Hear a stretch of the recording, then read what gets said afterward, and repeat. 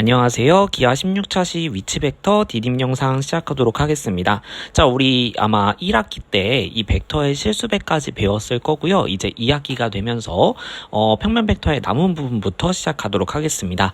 그 중에서 평면 벡터의 성분이라는 단원부터 시작해 볼 텐데요. 이 단원이 끝나게 되면 여러분들이 벡터의 덧셈 뺄셈을 훨씬 쉽게 계산할 수 있을 거예요. 오늘은 그 내용에 앞서서 위치 벡터라고 하는 거 약속하고 들어가 보도록 하겠습니다.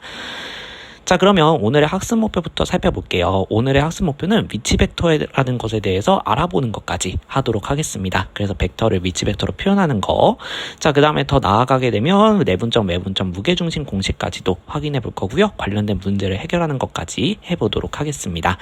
자, 그래서 오늘 이 부분이 기출이 많이 되고 있으니까 잘 보도록 해요.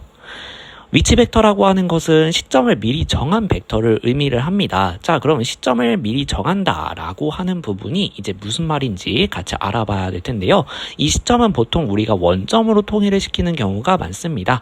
그래서 원점 O로 설정하는 경우가 많은데 왜 굳이 우리가 위치 벡터를 사용할까? 그 이유에 대해서 좀 생각을 해봐야 될 것 같아요. 우리가 이렇게 좌표평면을 생각해 봤을 때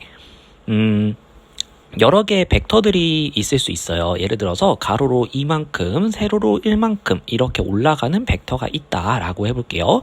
자, 그러면 우리가 서로 같은 벡터라고 하는 것은 사실 이렇게 다양한 위치에서 존재할 수 있잖아요. 하지만 크기와 방향만 같으면 우리는 다 서로 같은 벡터라고 이야기하죠. 하지만 이것들을 너무 제멋대로 다루면 복잡하기 때문에 이렇게 시점을 원점으로 통일시키게 되면 딱 한 가지로 정해진다는 거죠. 그래서 벡터 한 가지가 하나가 결정이 되면 종점도 하나로 결정이 되고요. 종점이 하나 있으면 그러면 그것을 종점으로 갖는 벡터도 하나로 결정되는 것을 볼 수가 있습니다. 자, 그래서 우리가 종점 A랑 벡터 A랑 1대1 대응이 되는 것을 볼 수가 있고요. 자, 이렇게 벡터랑 종점이랑 하나씩 대응되는 것으로 볼 수 있게 된다면 우리가 얻는 효과가 두 가지가 있게 됩니다. 첫 번째로는 이제 모든 벡터들을 시점 O인 벡터들로 통일성 있게 볼 수가 있다라는 것이고요. 그래서 그 시점을 통일시켜서 일관성 있게 표현해낼 수 있다는 거.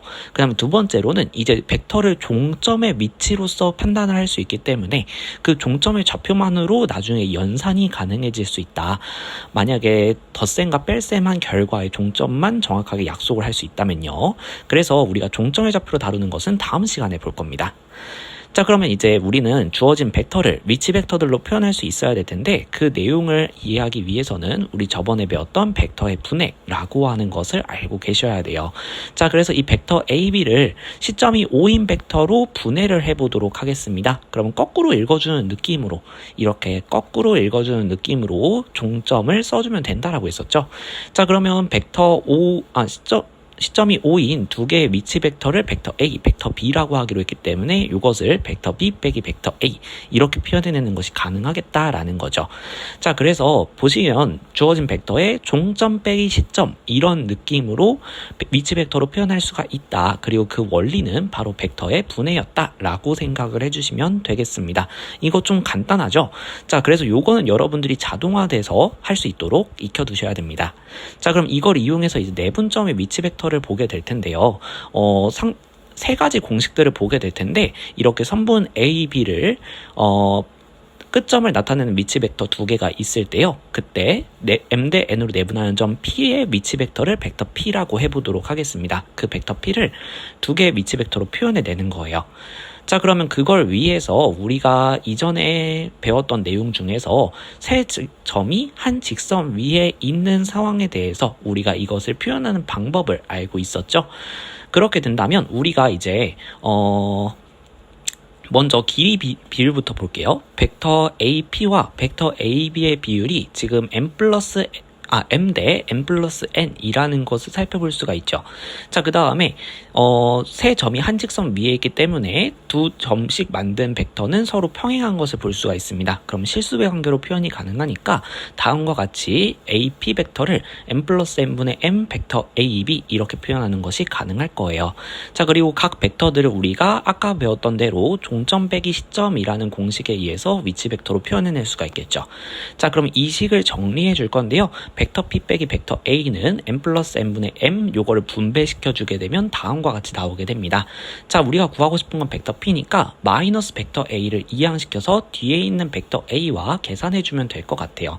자, 그래서 이렇게 적어주는데 이제 벡터 A를 더한다 라고 했을 때 앞에 있는 개수 1을 통분해 주기 위해서 m 플러스 n분의 m 플러스 n 벡터 A 이렇게 적어주고 두 개를 계산해 보도록 하겠습니다.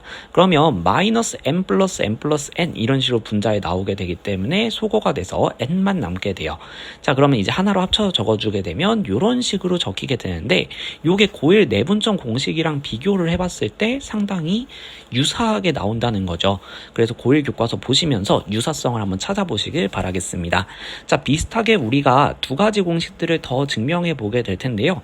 외분점 공식이 있어요. 선분 AB를 이제 선분 AB를 m 대 n으로 외분하는 점 Q에 대해서 Q의 위치 벡터를 벡터 Q라고 하게 된다면 그 벡터 Q를 나타내는 방법은 m-n분의 m 벡터 B 마이너스 n 벡터 A 마찬가지로 이것도 상당히 유사하죠.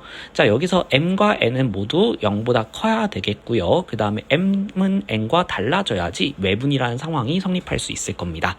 자, 그 다음에 세 번째로 무게중심이라는 것도 보게 될 텐데요. 삼각형 ABC 의 무게중심을 G라고 하고 그 G의 위치 벡터를 벡터 G라고 하게 된다면 세 점의 벡터를 위치 벡터를 A, B, C라고 하게 된다면 다음과 같이 무게중심 좌표 구하는 공식처럼 구해줄 수가 있게 됩니다.